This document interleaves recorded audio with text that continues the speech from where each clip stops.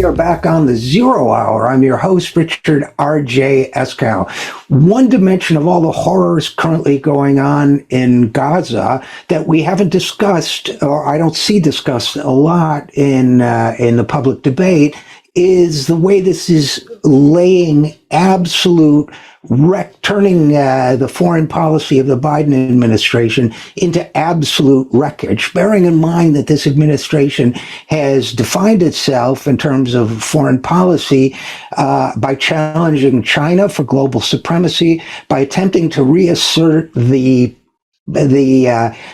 umbra of America over the world in what was once called the American century, which is the 20th century, by trying to position the United States as the leading voice of democracy, of equality, of rights. And any pretense, and that was never very plausible that they could pull that off to begin with, but any pretense of that is being shattered not only by the support they're giving to war crimes and a humanitarian catastrophe in Gaza, but or for their unwillingness to try to restrain Israel, but for the way they're presenting themselves publicly. And I wanted to show you a little bit of what I mean, and maybe we can talk about a little bit. I'll start by sharing my screen just to show you a tweet that the president put out the other day that said, "We must, without equivocation, denounce anti-Semitism. We must also, without equivocation, denounce Islamophobia."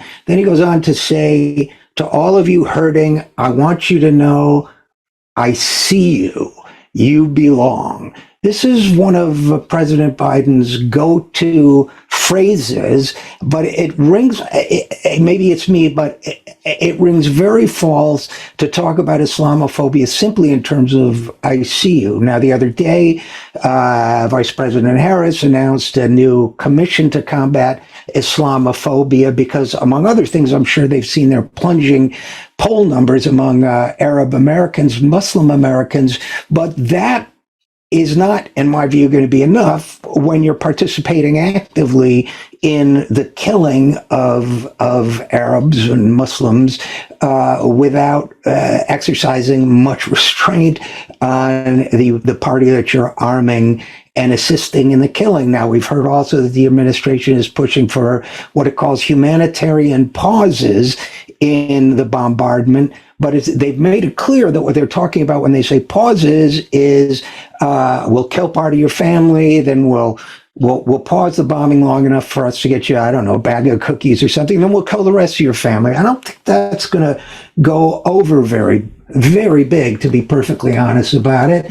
And then I wanted to show you something else, which is a video that the State Department put out the other day from the Undersecretary of State, or whatever her title is, in charge of distributing humanitarian aid to Gaza. Now, we've promised $100 million in humanitarian aid to Gaza and the West Bank.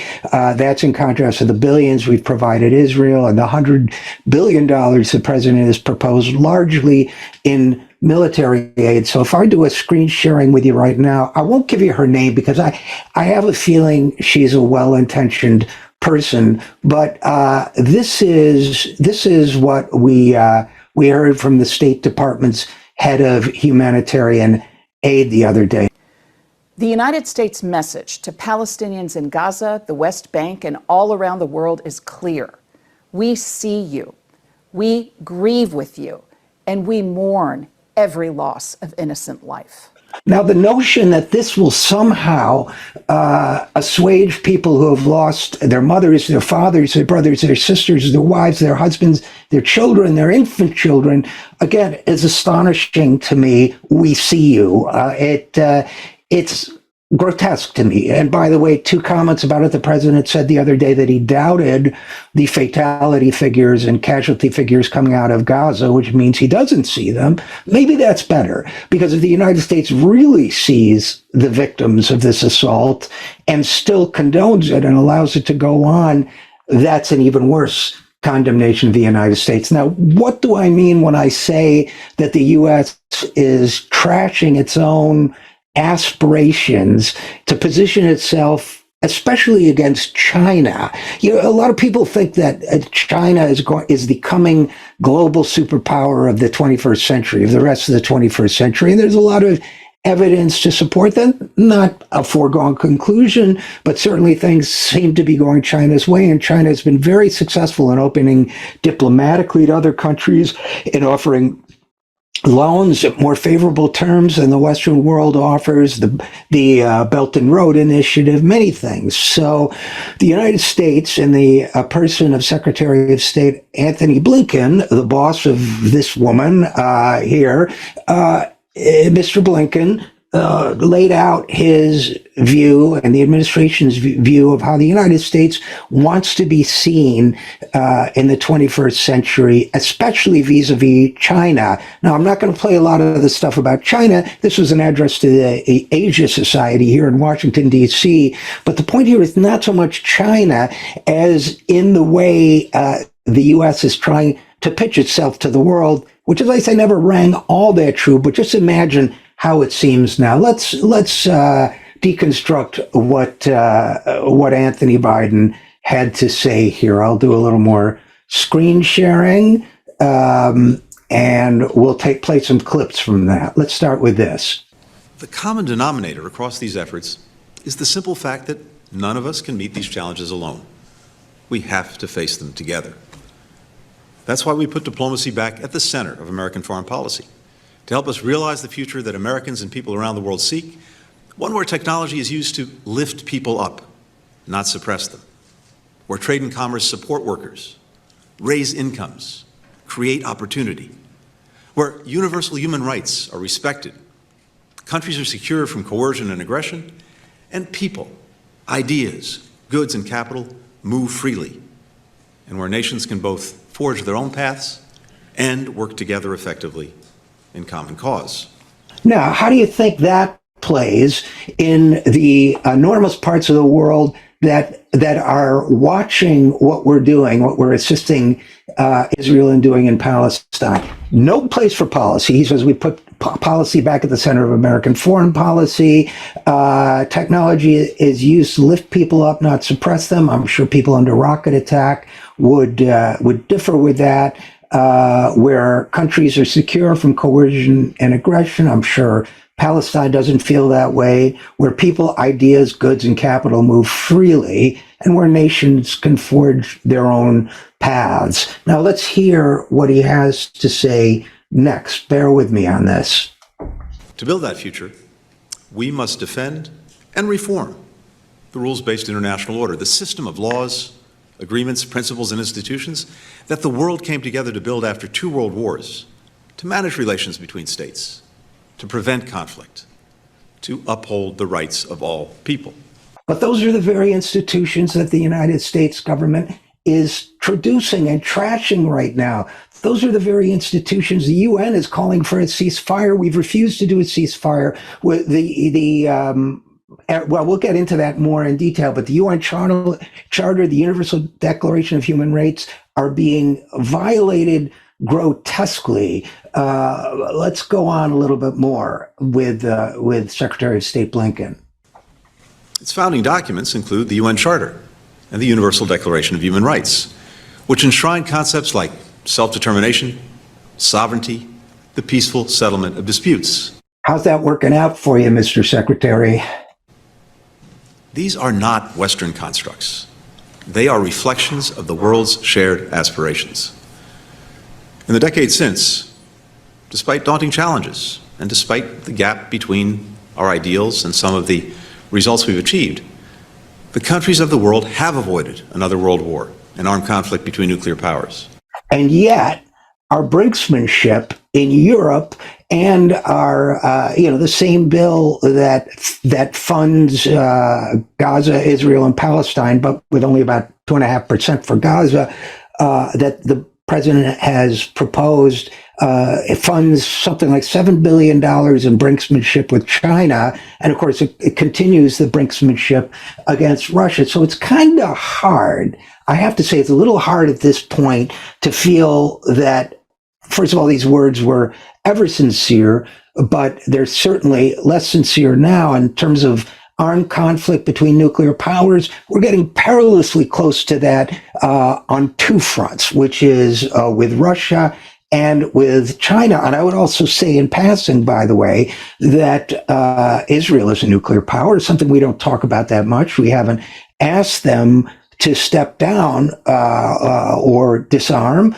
Is it any wonder, without defending any country becoming a nuclear power, is it any wonder that Iran is pursuing a nuclear program, especially since we withdrew from that agreement? Now, I want to hear a little bit more from Secretary of State Blinken. So let's try to do another screen share. But that outcome is not guaranteed because the foundations of the international order are under serious and sustained challenge. Russian President Vladimir Putin poses a clear and present threat. Now, remember, he's saying this in 2022, about a year ago. Why does Russian President Vladimir Putin pose a clear and present threat to the international order? By the way, I don't disagree. Whatever the backstory or the history of the provocation, Putin is committing war crimes, and he is challenging the world order. But let's see why Secretary of State Blinken feels he's a challenge to the international order. In attacking Ukraine 3 months ago, he also attacked the principles of sovereignty and territorial integrity enshrined in the UN Charter to protect all countries from being conquered or coerced. That's why so many countries have united to oppose this aggression. So, in other words, Mr. Putin committed war crimes, violated the UN Charter by invading another country that's supposed to be sovereign, as, by the way, Palestine is supposed to be, according to international agreements. So everything about the threat to the international order that's represented by the Russian invasion of Ukraine can be said about the U.S. backed and encouraged attack on Gaza. So where is the coherence here? Where is the ethics here? Where is the defense of international institutions? Because frankly, I'm not seeing it. Now, let's see what else the Secretary of State has to say. Even as President Putin's war continues, we will remain focused on the most serious long-term challenge to the international order, and that's posed by the People's Republic of China. Now, let me ask you a question. Do you think that right now, as so many countries around the world are objecting to what's going on in Gaza and the United States' role in it, do you really think those countries, by the way, Mr. Blinken went a few months ago to Africa to try to bring them back into some of those countries back into the U.S. orbit and away from China. Do you think a lot of those countries right now, Arab countries, Muslim countries, countries where people are primarily of color, do you think those countries by and large view China as a greater threat to the rules-based international world order, or do they see the greatest threat as the United States and its allies? So let's continue now here. We don't seek to block China from its role as a major power, nor to stop China, or any other country for that matter, from growing their economy or advancing the interests of their people. But we will defend and strengthen the international law, agreements, principles, and institutions that maintain peace and security, protect the rights of individuals and sovereign nations, and make it possible for all countries, including the United States and China, to coexist and cooperate. Now, how plausible do you imagine it is right now to the people of the world that it is the United States who, and again, I will quote the Secretary here, we will defend and strengthen the international law, agreements, principles, and institutions that maintain peace and security, protect the rights of individuals and sovereign nations. To what extent do you imagine anybody looking at us from elsewhere around the world will see us as a force for good in that? Let's hear from the Secretary a little more, shall we? China's transformation is due to the talent, the ingenuity, the hard work of the Chinese people. It was also made possible by the stability and opportunity that the international order provides. Arguably, no country on earth has benefited more from that than China. But rather than using its power to reinforce and revitalize the laws, the agreements, the principles, the institutions that enabled its success so that other countries can benefit from them too, Beijing is undermining them. Under President Xi, the ruling Chinese Communist Party has become more repressive at home and more aggressive abroad. Again, who will be seen as the aggressor here?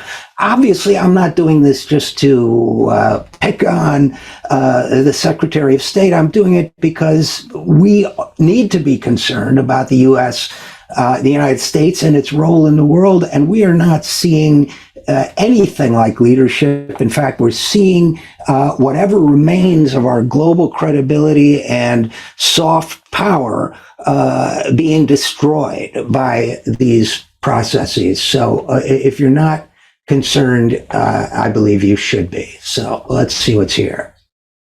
There's another core source of national strength that we'll be relying on in this decisive decade: our democracy. 100 years ago, if asked what constitutes the wealth of a nation, we might list the expanse of our land, the size of our population, the strength of our military, the abundance of our natural resources. And thankfully, we're still wealthy in all of those attributes. But more than ever in this 21st century, the true wealth of a nation is found in our people, our human resources, and our ability to unleash their full potential. We do that with our democratic system. Again, I have to say, at the risk of beating the same drum over and over again, that we've kind of sacrificed that one, and we're going to pay a price for it, not just now, but in years to come. Now, let's get down to some specifics on our foreign policy and the way it was already forming huge cracks before the recent incidents in Israel and Gaza. Let's go back to something, again, that the Secretary of State said 1 year ago. We've convened global summits on defeating COVID-19 and renewing global democracy, and rejoined the UN Human Rights Council and the WHO, the World Health Organization. Whoa. Okay, let's stop right here and talk about that. First of all, in terms of COVID, it needs to be remembered that rather than cooperate in a global effort and he talks a lot about COVID here and how we're working because if one country suffers, we all suffer. But the fact is, we developed COVID vaccines and gave them away to private sector drug companies. We refused to share them with the developing world. The loss of life from that was enormous. The pain and suffering worldwide because we wouldn't share was terrible. So taking advantage for convening a meeting when you wouldn't share real assets strikes me as awfully odd. Now, he boasts about the fact that we rejoined the UN Human Rights Council and the World Health Organization. Let's talk about that a little bit. The Human Rights Council has passed a number of resolutions, including as recently as the 13th of April, 2023, reasserting the Fourth Geneva Convention, human rights and international humanitarian law, and their failure to be enforced in the occupation and settlements that Israel has imposed on Palestine. They also, on the 4th of April, 2023, reasserted the right of the Palestinian people under international law to self-determination. And yet all we see in the papers right now is how the Biden administration and Israel are trying to figure out who they're going to put in power in the West Bank after they kill Hamas, which, by the way, hasn't had an election in 18 years. So we may have rejoined it, but we sure as hell don't listen to it. As far as the United Nations is concerned, well, here's a press release from the United Nations Human Rights Center. Headline: Gaza is, quote, running out of time. UN experts warn, demanding a ceasefire to prevent genocide. That's one of these international institutions that the Secretary of State claims with such pride to have rejoined. And again, these UN experts, quote, in their report, we remain convinced that the Palestinian people are at grave risk of genocide. The time for action is now. Israel's allies also bear responsibility and must act now to prevent its disastrous course of action, end quote. The experts also address, quote unquote, deepening horror about Israeli airstrikes against the Jabalia refugee camp in northern Gaza since Tuesday night, which have reportedly killed and injured hundreds of Palestinians. They called it a brazen breach of international law. Now, this is the same international law, international institutions, rules-based international order that the Secretary of State and the President are claiming the United States should have more leadership of. We're not even followers of that, much less leaders of it. And as far as rejoining the World Health Organization is concerned, well, good for you. But let's see what the World Health Organization has to say about what's going on with our help and support. As of 12 October 2023, WHO warns that the health system in Gaza is at a breaking point. This is a WHO press release. Time is running out to prevent a humanitarian catastrophe, which of course has already happened. Acute shortages of medical supplies are compounding the crisis, and it gets worse. Let's see what else they have to say. WHO, 28 October 2023, civilians, patients, and health workers in Gaza spend night in darkness and fear. The night is spent in darkness and fear because Israel, which has turned off water and food shipments and so on, also turned off power. And again, I quote, during a night of intense bombardment and ground incursions in Gaza, with reports of hostilities still continuing, health workers, patients and civilians have been subject to a total communication and electrical blackout. And then it goes on to say, WHO reiterates its call for an immediate humanitarian ceasefire and reminds all parties to the conflict to take all precautions to protect civilians and civilian infrastructure. This includes health workers, patients, health facilities, and ambulances, and civilians who are sheltering in those facilities.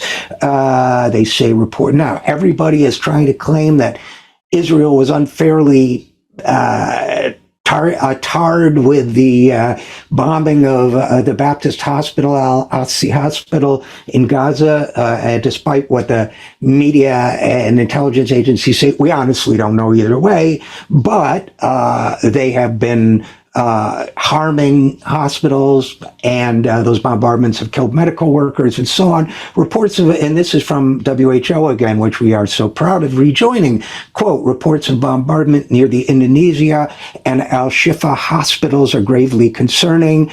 WHO reiterates that it is impossible to evacuate patients without endangering their lives, end quote. This is because Israel has repeatedly told hospitals to evacuate all their patients instead of doing what they're obligated to do under international law, which is to protect and preserve medical facilities. WHO goes on to say hospitals across Gaza are already operating at maximum capacity. They go on to say health workers who have stayed by their patient's side face dwindling supplies with no place to put new patients and no means to alleviate their patients' pain. There are more wounded every hour.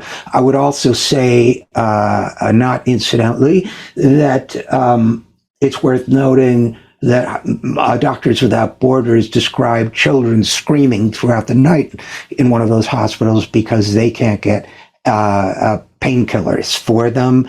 They also say, I'll read from, the organization we care so much about, WHO, quote, WHO has not been able to communicate with its staff in Gaza, nor have other agencies. Furthermore, WHO is trying to gather information on the overall impact of civilians and healthcare. Their statement concludes as follows. WHO appeals to the humanity and all those who have the power to do so to end the fighting now, in line with the UN resolution adopted yesterday calling for a humanitarian truce, a UN resolution we do not support, quote, as well as the immediate and unconditional release of all civilians, held captive, end quote. Well, of course, Hamas isn't stepping up, but Hamas doesn't claim to be part of the World Health Organization. It does not go before the world and claim moral authority on the basis of being a part of that organization. Let me give you another largely, completely unheeded request from WHO going back to the 13th of October. WHO pleads for immediate reversal of Gaza evacuation order to protect health and reduce suffering. Of course, that didn't happen. Gaza, 1 million people were pushed from North Gaza to South Gaza, where they were bombed anyway.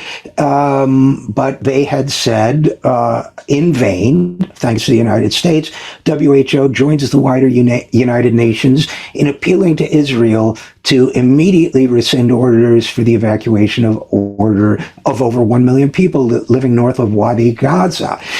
They go on to say a mass evacuation would be disastrous for patients, health workers, and other civilians left behind. Now, that happened. That mass evacuation did happen. It was disastrous. If we had stood by the organizations we claim to support, it needn't have happened, but it did, and those tragedies continue. So I only have a couple more clips to play for you, and then at least our suffering, if not that of Gaza, will come to an end. Here's another clip of Secretary of State Anthony Blinken. There's another area of alignment we share with our allies and partners: human rights. Yeah, human rights. Okay, let's see what he says from there. The United States stands with countries and people around the world against the genocide and crimes against humanity happening in the Xinjiang region, where more than 1 million people have been placed in detention camps because of their ethnic and religious identity. Which is absolutely horrible, but it's also worth noting that more than 2 million people have been placed in a detention camp called Gaza because of their ethnic and religious identity, and are now being slaughtered, again, with the endorsement of the Secretary of State of the United States, the President of the United States. Blinken goes on to say the United States stands with countries and peoples around the world against the genocide and crimes of humanity. Now Beijing insists, this is what he said, I won't play the clip, but now Beijing insists, says Tony Blinken, that these are somehow internal matters that others have no right to raise. That is wrong. And I'll add, its treatments of ethnic and religious minorities go against the core tenets of the UN Charter and the Universal Declaration of Human Rights that all countries are meant to adhere to, end quote. Okay, so let's talk about that for a minute. It does go against those tenets, as do our own actions in supporting what's going on in Israel now. So anyone who says Israel, no one has the right to tell Israel to defend itself, how to defend itself, should cite Anthony Blinken, including one of Anthony Blinken's own employees, Ambassador for Anti-Semitism, Deborah Lipstadt, who said, quote, no one has a right to tell Israel how to defend itself. That's not only contradicting the hypocritical words of her boss, it's an expression of utter and unremitting contempt for international law. So let's close. You know what? I think he talks about he talks about non-proliferation and arms control while Israel has atomic bombs. That's encouraging Iran and others. Saudi Arabia wants one too now. He talks about a global food crisis while Gazans are being starved. Again, he talks about COVID, although we refuse to share our patents with other people. I won't make you endure any more clips. I'll just quote his final sentence, which is this. Everything I've said today boils down to advancing human progress, leaving to our children a world that's more peaceful, more prosperous, and more free, end quote. That, of course, not including the Palestinian children who won't be around to see that world. We'll be right back.